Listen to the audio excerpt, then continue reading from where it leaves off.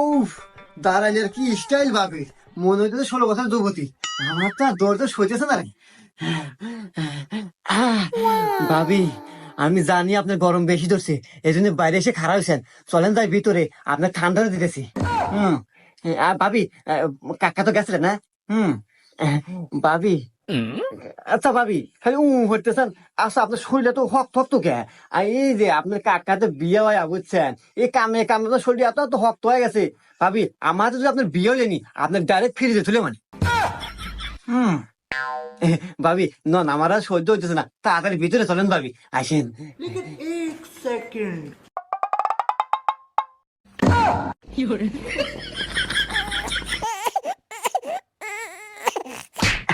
ভাইস্তা, তোমার ক্যাপাসিটার দেখমু আজকে।